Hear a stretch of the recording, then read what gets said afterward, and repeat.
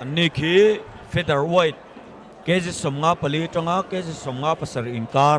tani Laldinthara Lunglei district David Malsawmzela Serchhip district te arin nuai le don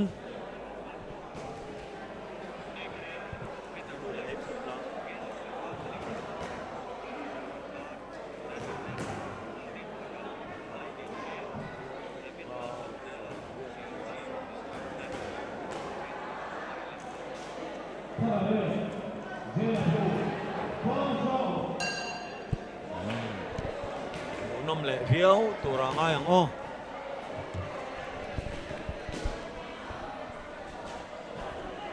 Lunglei val le Serchhip val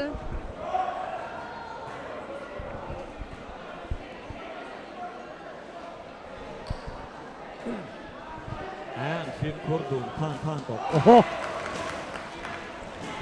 right red khan right hook ina avan het point ka sia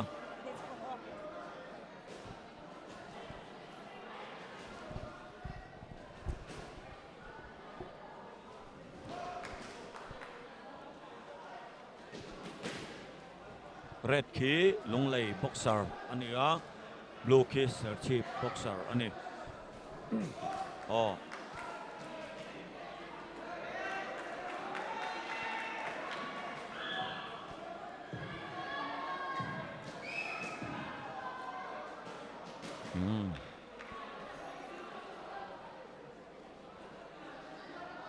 blue key southpaw boxer ania red key orthodox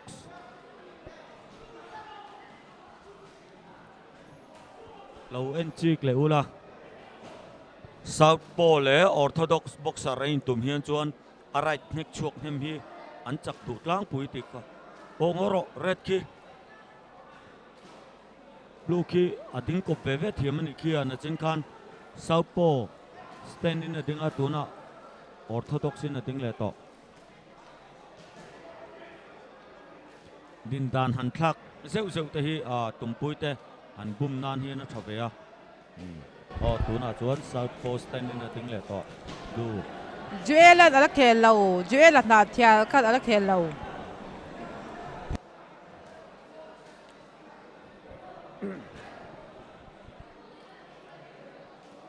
refrain kun lo tur ini kha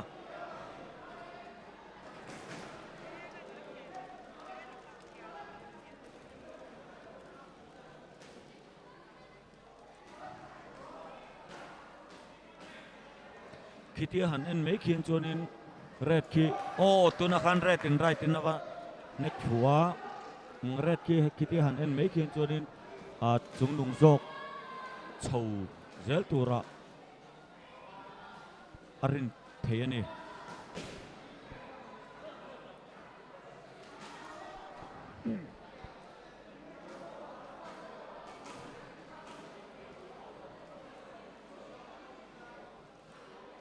Lunglei Serchhip district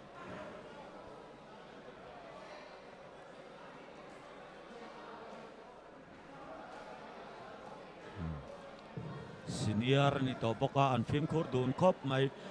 voin hi khat nek phua knockout mai thei din huna ten din to wangin chu wang chuan an film khur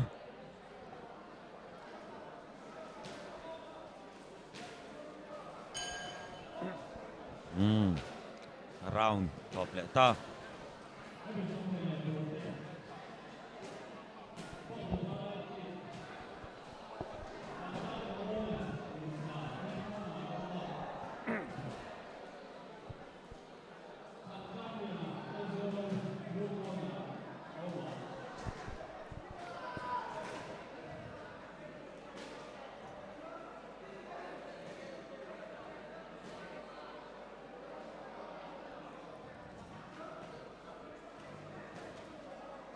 Tran him ngai lu tu ka wang khanin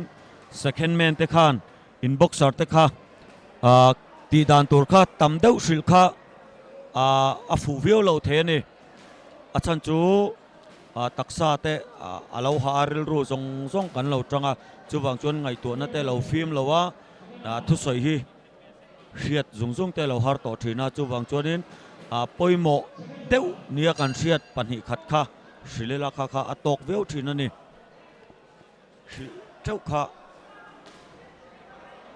har to thin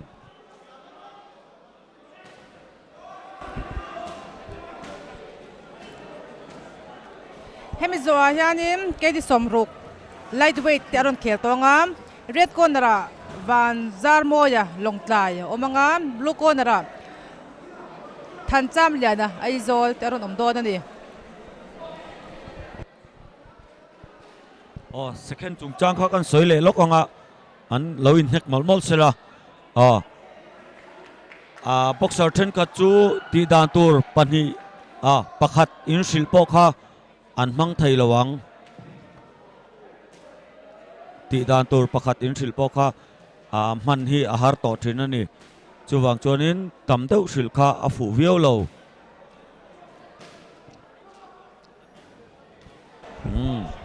hemi zoa ro in nek tur hi lightweight ke di somruk aron ito angam red corner van zarmoya Lunglei aron omanga blue corner than cham liana aizol te aron Wine Wile do nani Rufin beng su ati deuh chen mea boxing hi chu ben lo tur nek tur ani ben te in chum te khatiang kha phal ve lo ni back spin te elbow ti te kha boxing a chuan a rem ve lo wa chuwang chuan nek chi kha the ni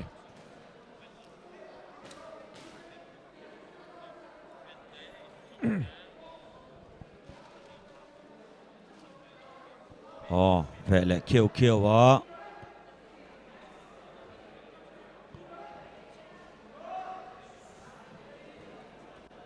em vây trận phố mày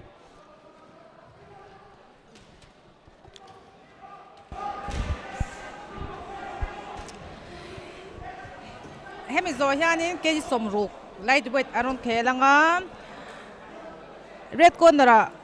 van zarmoya Lunglei aron omanga blue corner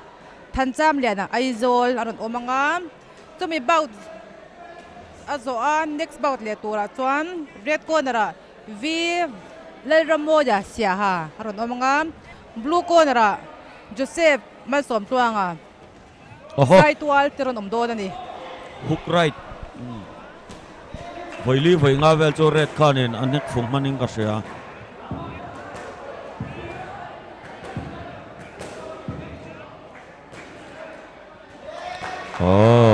refin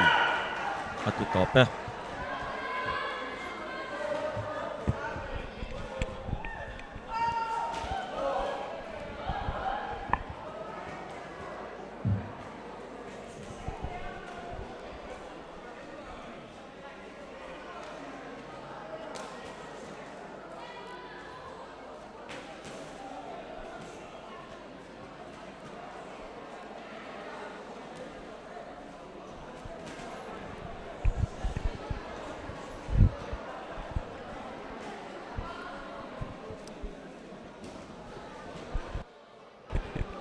tuna kaden zota ka bantamweight red corner Laldinthara Lunglei blue corner Malsawmzela Serchhip nani